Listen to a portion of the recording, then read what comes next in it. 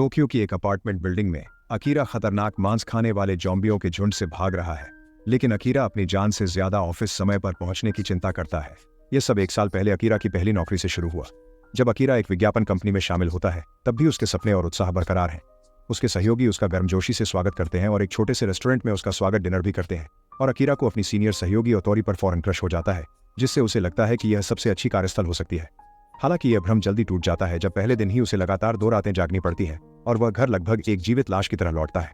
इसके बाद से अकीरा की स्थिति हर दिन खराब होती जाती है। उसका शोषण करने वाला बॉस कासुगी उस पर इतना काम डालता है कि ऑफिस ही उसके लिए घर बन जाता है, क्योंकि वह ज्यादातर समय वहां से नहीं जाता क्योंकि उसे पैसे की जरूरत है। वह नौकरी छोड़ने के बारे में सोच भी नहीं सकता और धीरे धीरे अकीरा एक काम करने वाला ज़ॉम्बी बन जाता है जो अपने कार्यस्थल के जहरीले वातावरण के तहत अपनी स्वतंत्र इच्छा खो देता है। केवल उसकी क्रश ओतोरी ही उसे दयालुता से पेश आती है। लेकिन जब अकीरा उसके काम के प्रति समर्पण की प्रशंसा करता है और कहता है कि वो अपना पसंदीदा काम कर रही है, तो ओतोरी कहती है कि ऐसा उसके लिए भी नहीं है और वो जो करना चाहते हैं वह रास्ते में ही रह जाता है। क्या एक शाम अकीरा को अपने सबसे अच्छे दोस्त केंशो के साथ डिनर पर जाने का थोड़ा समय मिल जाता है, जो कॉलेज के दिनों में उसके साथ फुटबॉल खेला करता था। केंशो सोचता है कि अकीरा को नौकरी छोड़ देनी चाहिए और उसे एक कॉर्पोरेट कुत्ता कहता है। जवाब में अकीरा उसे याद दिलाता है कि कैसे उन्होंने कॉलेज में बड़े खेलों में हार का सामना किया था। एक बहस छिड़ जाती है और दोनों दोस्त कड़वाहट में अलग हो जाते हैं। अंततः अकीरा गहरी डिप्रेशन में चला जाता है और उसका अपार्टमेंट गंदगी से भर जाता है। कभी कभी जब वह ट्रेन स्टेशन पर होता है वो अपने जीवन को खत्म करने के बारे में सोचता है। ऑफिस में काम शुरू करने के 1 साल बाद वह अपने पड़ोसी को नीचे जमीन पर पड़ता पाता है। लेकिन जब वह आदमी मुड़ता है, अकीरा को एहसास होता है कि वह आदमी ज़ॉम्बी बन चुका है और दूसरे पड़ोसी को खा रहा है। भयानक डर के मारे अकीरा ऊपर की ओर भागना शुरू कर देता है, क्योंकि और भी ज़ॉम्बी उसका पीछा करने के लिए आ रहे होते हैं। कभी कभी दूसरी अपार्टमेंट से बाहर निकलकर समय पर पहुंचने की चिंता करते हुए अकीरा छत तक पहुंच जाता है और फेंस के ऊपर से कूदकर ज़ॉम्बियों को दूसरी ओर छोड़ देता है। जबकि एक जल रहा हवाई जहाज दूर जाकर क्रैश होने के लिए उड़ रहा होता है, अकीरा उस अराजकता को देखता है जो शहर में छा चुकी होती है और उसे कुछ एहसास होता है। उसे काम पर जाने की जरूरत नहीं है। यह उसे इतनी खुशी देता है कि वह नाचने लगता है, सोचते हुए कि अब वह अपने नए खाली समय से क्या करे। तभी उसे ओतोरी का ख्याल आता है और वह उसे एक संदेश भेजता है कि वह ठीक है या नहीं देखना चाहता है। इसके बदले में वह उसे अपनी लोकेशन भेजती है और उसे आने के लिए कहती है। फिर अकीरा बिल्डिंग छोड़ने के लिए पाइप से नीचे उतरता है। एक खुली खिड़की से वह एक गर्भवती महिला और उसके पति को देखता है और उनसे वादा करता है कि वह उनके लिए खाना लेकर वापस आएगा। फिर वह नीचे उतरता जाता है।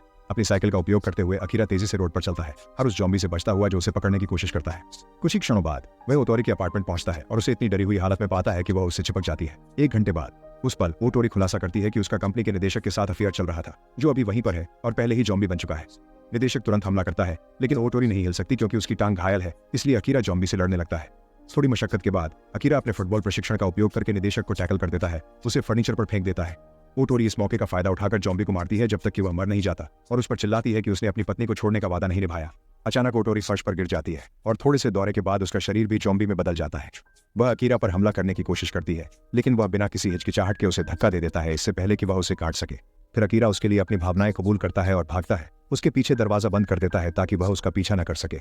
शाम को अकीरा बहुत सारे सामान के साथ अपने इमारत में लौटता है, लेकिन जब वह पड़ोसी के घर जाता है तो उसे वह जगह खाली और खून से लथपथ मिलती है। वह आंसुओं में अपने अपार्टमेंट लौटता है, लेकिन जैसे ही वह अपने पड़ोसियों के लिए दुखी होता है, उसे याद आता है कि ओतोरी ने उसे बताया था कि जो वे वास्तव में करना चाहते हैं वह अक्सर पीछे छूट जाता है। अकीरा को एहसास होता है कि वह जल्द ही मर सकता है और वह बिना कुछ किए मरना नहीं चाहता। इसलिए वह एक नोटबुक उठाता है और ज़ॉम्बी बनने से पहले करने के लिए 100 चीजें की सूची बनाता है। पहली चीज है किसी को यह बताना कि वह उनसे प्यार करता है और वह इसे पहले ही सूची से हटा देता है। अगले सुबह अकीरा ढेर सारी ऊर्जा के साथ उठता है और सूची पर काम शुरू करता है। सबसे पहले वह अपने अपार्टमेंट को साफ करता है। फिर वह महंगी चीजें खरीदने के लिए सुपरमार्केट जाता है जो वह पहले कभी नहीं खरीद पाया था। वहां कुछ ज़ॉम्बी हैं, लेकिन वह ट्रॉली की सवारी करके उनसे बच निकलता है। फिर वह अपने बाल रंगता है, लेकिन कुछ अलग रंग आजमाने के बाद वह अपने प्राकृतिक काले रंग पर ही कायम रहता है। वह एक इमारत के बगल में अपना चित्र भी बनाता है और शहर में एक साइकिल पर पूरी रफ्तार से चलता है। शाम को वह टोक्यो टावर के पास बहुत सारे पटाखे जलाकर अपने नए जीवन का जश्न मनाता है। दिन गुजरते हैं जैसे अकीरा सूची के लिए नई चीजों के साथ आता रहता है। 5वें दिन वह अपनी इमारत की छत पर बारबेक्यू करता है, जबकि दूसरी ओर की बाट के पार ज़ॉम्बी को अनदेखा करता है। जब वह अपना स्टीक खाने वाला होता है, उसे एहसास होता है कि मसाले खत्म हो गए हैं, इसलिए वह कुछ लेने के लिए सुपरमार्केट जाता है। अचानक वह एक आहट सुनता है और एक हेलमेट पहने हुए व्यक्ति आकर उसे पीटने लगता है। जब तक अकीरा यह नहीं बताता कि वह ज़ॉम्बी नहीं है, तब वह व्यक्ति हेलमेट खोलता है और अकीरा यह देखकर चौंक जाता है कि वह एक खूबसूरत महिला शिजुका है। जब वे बातें कर रहे होते हैं, अचानक उन्हें बाहर एक आदमी की मदद मांगते हुए आवाज सुनाई देती है। अकीरा भागकर आदमी का पीछा कर रहे ज़ॉम्बी को चीजें फेंक कर बहका देता है, लेकिन यह कारगर नहीं होता। ज़ॉम्बी दुकान में घुस जाती है और शिजुका उसके खिलाफ लड़ाई शुरू कर देती है, शानदार कुशलता प्रदर्शित करते हुए। जब दूसरा ज़ॉम्बी आता है तो वह उसे बस एक छोटा अलार्म डिवाइस फेंक कर दूर रखती है, यह बताते हुए कि ज़ॉम्बी आवाज की ओर आकर्षित होती है। अकीरा प्रभावित होता है और शिजुका को उसके साथ रहने का निमंत्रण देता है, लेकिन वह उसे मना कर देती है, यह समझाते हुए कि अकीरा की लोगों को बचाने की जरूरत केवल खतरा ही लाएगी। बाद में अकीरा अपने अपार्टमेंट लौटता है और कॉलेज के दिनों की तस्वीरें देखकर उसे अपने दोस्त की चिंता होती है। वह सूची में कुछ जोड़ने का फैसला करता है और फिर वह केंशो को कॉल करता है, जो अब भी इंसान है लेकिन मुसीबत में है। वह एक लव होटल के कमरे में फंसा हुआ है क्योंकि गलियारों में ज़ॉम्बी भरे हुए हैं और जिस लड़की को उसने नौटी के लिए बांध रखा था वह भी संक्रमित हो गई है। अकीरा उसे बचाने का वादा करता है और अपने पुराने फुटबॉल यूनिफॉर्म को पहनकर अपनी साइकिल पर तेज गति से सारी सड़कों पर ज़ॉम्बी से बचकर निकल पड़ता है। कुछ ज़ॉम्बी उसके पिछले पहिए पर पकड़ बनाने की कोशिश करते हैं, लेकिन अकीरा एक तेज मोड़ के साथ उनसे बच निकलता है। इसी बीच केंशो कमरे से बाहर निकलने की कोशिश करता है, लेकिन तुरंत एक ज़ॉम्बी भीड़ उसके पीछे लग जाती है। वह जल्दी से वापस अंदर भागता है, लेकिन दरवाजे पर ज़ॉम्बी के थपथपाने की आवाज से उसे बड़े मैच में असफल होने का अतीत याद आता है और वह टूटने की कगार पर पहुंच जाता है। वापस अकीरा की तरफ वह होटल की सड़कों को ज़ॉम्बी से भरा हुआ पाता है, इसलिए वह जमीन पर एक स्पीकर फेंकता है और म्यूजिक बजाकर सारे ज़ॉम्बी को उसकी ओर आकर्षित कर लेता है। फिर अकीरा अपने फुटबॉल की ट्रेनिंग का दोबारा इस्तेमाल कर बाकी ज़ॉम्बी को चकमा देकर उनसे ऊपर कूदता है, यहाँ तक कि उनमें से कुछ को धक्का भी दे देता है। कुछ गाड़ियों की छत पर कूदने के बाद वह होटल में प्रवेश कर जाता है और वहां एक और ज़ॉम्बी से टकराता है। फिर केंशो को खोजने लगता है। कमरे में केंशो अचानक महसूस करता है कि बाहर शांति है और जब दरवाजा खोलता है तो गलियारा खाली पाता है। अकीरा दिखाई देता है और दोनों दोस्त ज़ॉम्बी के आने से पहले एक दूसरे से माफी मांगते हैं। वे तुरंत छत की ओर दौड़ते हैं और दरवाजे को सीढ़ी से जाम कर देते हैं। अंततः भागने में सफल हो जाते हैं। जोड़ी एक शानदार रेस्तरां में छुप जाती है और एक अद्भुत भोजन साझा करती है। इस बीच केंशो को सूची मिलती है। वह पता लगाता है कि आखिरी आइटम है अपने सबसे अच्छे दोस्त से मेलजोल करना और अकीरा को बताता है कि वह उनके सबकी सुरक्षा करने के लिए आभारी है।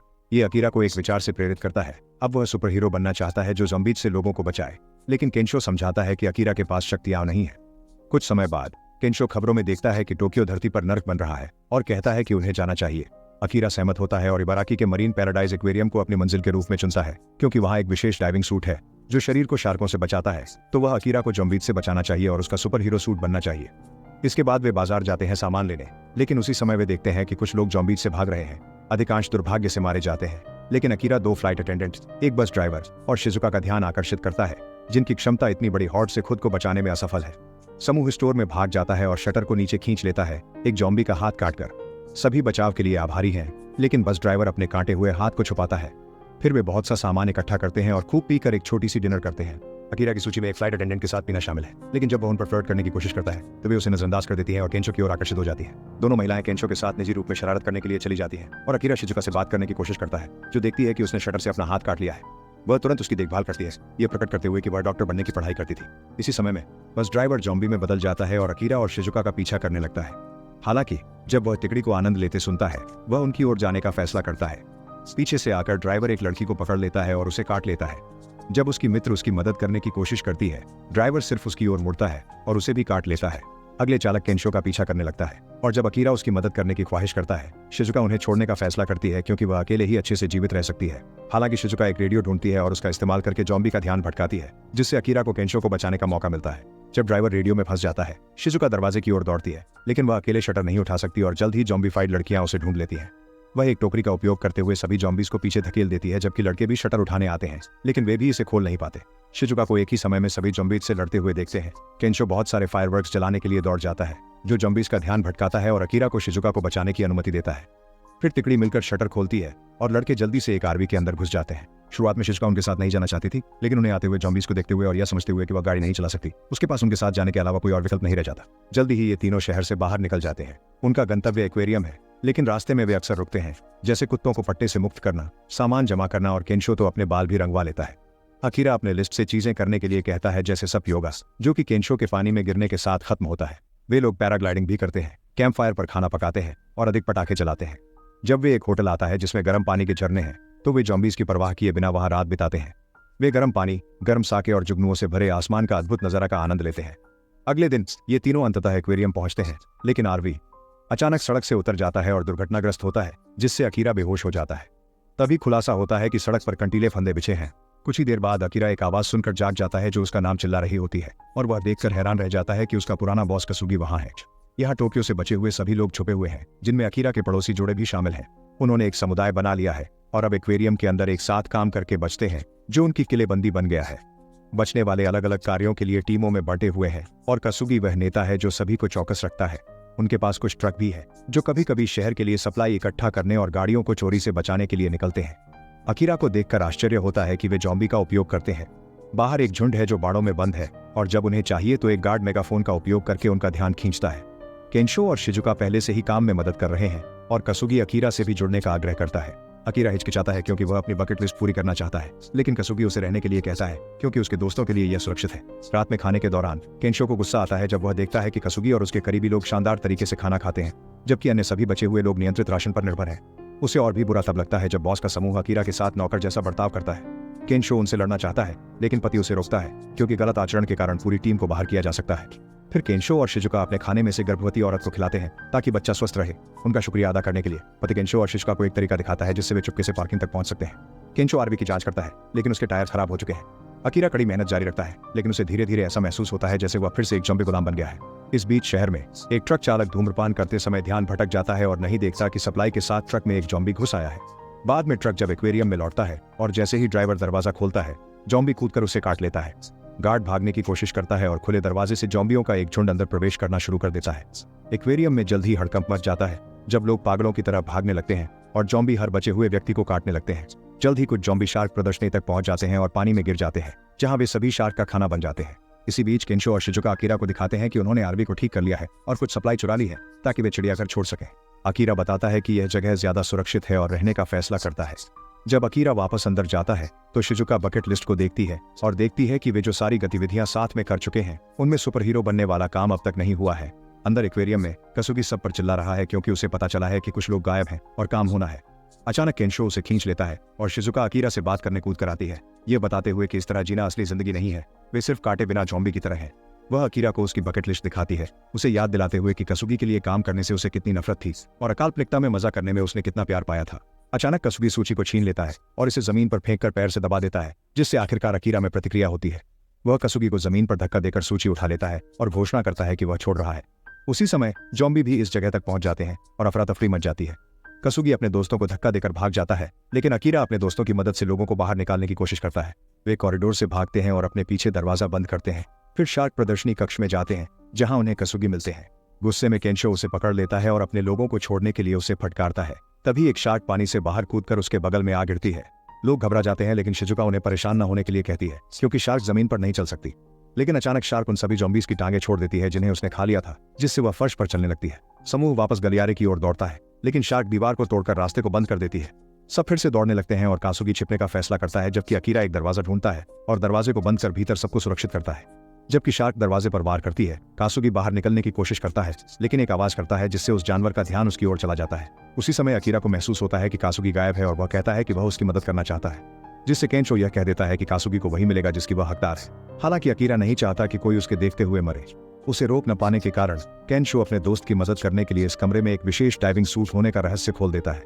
इस बीच कासुगी गलियारे से दौड़ रहा है और गिर जाता है। जब शार्क उसे पकड़ने ही वाली होती है तो अकीरा अपने नए सुपर हीरो पोशाक में दिखाता है और शार्क को लात मारता है, लेकिन जानवर उस पर कूदकर हमला करने लगती है। अकीरा शार्क का मुंह पकड़ लेता है, लेकिन उसे मदद करने के बजाय कासुगी भाग जाता है। सौभाग्य से केंशो एक फोर्कलिफ्ट में आता है, इसलिए अकीरा उसे जगह देने के लिए हट जाता है। केंशो फोर्कलिफ्ट को सीधे शार्क में चलाता है, लेकिन कुछ संघर्ष के बाद उसे लगता है कि इससे कोई नुकसान नहीं हो रहा है और भागने का फैसला करता है। जब अकीरा शार्क प्रदर्शनी तक आता है तो वह देखता है कि कासुगी ज़ॉम्बीज़ से घिरा हुआ है और तुरंत उन्हें लड़ने के लिए कूद पड़ता है। वह कुछ को हराने में सफल होता है, लेकिन बहुत सारे हैं और जल्द ही वह गिर जाता है। ज़ॉम्बीज़ उसे काटने लगते हैं और भले ही वे विशेष सूट को नहीं तोड़ पाते, फिर भी अकीरा के लिए दर्दनाक होता है। गलियारे में केंशो शार्क से भाग रहा होता है और जब वह दीवार में छेद देखता है तो वह प्रदर्शनी में प्रवेश करने के लिए उसमें से कूदने का फैसला करता है। शार्क उसके पीछे जाने की कोशिश करती है, लेकिन वह बहुत बड़ी होती है और छेद में फंस जाती है।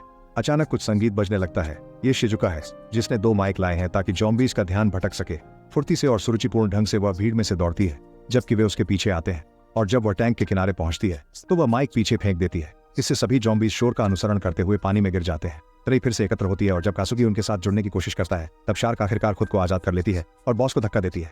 अकीरा उसकी जांच के लिए दौड़ता है और शार्क हमला करने की कोशिश करती है, लेकिन अकीरा पाइप के एक टुकड़े का उपयोग कर उसके मुंह को फंसा देता है। हालांकि शार्क पाइप से भी ताकतवर होती है और फिर भी उसके मुंह को बंद कर लेती है। अकीरा का हाथ फंसा जाता है। जब शार्क अकीरा को यहाँ वहाँ पटखनी देती है तो शिजुका बैटरी निकालने के लिए टॉर्च को पकड़ने के लिए दौड़ती है, इस मामूली तथ्य को बताते हुए कि शार्क के सर में उनके शिकार का पता लगाने की एक अति संवेदनशील यंत्र होता है और एक विद्युत झटका उसे मार सकता है। शिजुका जब टेप से बैटरियों को जोड़ती है, केंशो उन्हें पकड़ लेता है और कॉलेज में फुटबॉल पास की सफलता को याद करता है। इस बार बेहतर करने के लिए ध्यान केंद्रित करता है। केंशो पूरी जान लगाकर बैटरियां फेंकता है जो सुरक्षित रूप से अकीरा के हाथों में गिरती है। ठीक उसी समय शार्क केंशो की ओर मुड़ती है और उसे जोर से मारती है। गुस्से में अकीरा बैटरियों को अपने मुक्के में बांधता है और शार्क की गर्दन पर मुक्का मारता है, जिससे उसके शरीर में एक झटका लग जाता है और वह मर जाता है। बाद में अकीरा और शिजुका केंशो को देखने दौड़ते हैं, जो बिल्कुल ठीक पाया जाता है। कुछ घंटे बाद सभी जीवित बचे लोगों ने आपूर्ति को आपस में बांट लिया है और वे एक्वेरियम छोड़ने की तैयारी कर रहे हैं। कासुगी उन्हें रोकने की कोशिश करता है, लेकिन अब परिवार उसके खिलाफ खड़ा होने के लिए तैयार है और यहाँ तक कि उसके पुराने कर्मचारी भी उसे हमेशा से खराब बॉस होने के लिए टोकते हैं। सभी मानते हैं कि अकीरा एक बेहतर नेता थे और अब वे जॉम्बी की तरह काम करने की बजाय एक असली जिंदगी जीने के लिए तैयार है। कासुगी की शिकायतों को नजरअंदाज करते हुए सभी बच्चे लोग अकीरा को उनकी आंखें खोलने के लिए धन्यवाद देते हैं और कारों में रवाना होते हैं। जब ये तीनों अपने आरवी में जाते हैं, कासुगी सब कुछ पछताने का नाटक करता है और उनके साथ जुड़ने की कोशिश करता है, लेकिन वे उसे ठुकरा देते हैं और उसके बिना चले जाते हैं। अब ये तीन दोस्त सूची में और चीजें जोड़ने के लिए तैयार है। शिजुका डॉक्टर बनकर जीवन बचाना चाहती है और केंचो कॉमेडियन बनकर लोगों को हंसाना चाहता है। अकीरा नायक बनने को काट देता है और नायक बनाना अपना नया काम जोड़ता है, ये घोषणा करने से पहले कि वे तब तक चलते रहेंगे जब तक वे 100 तक नहीं पहुंच जाते।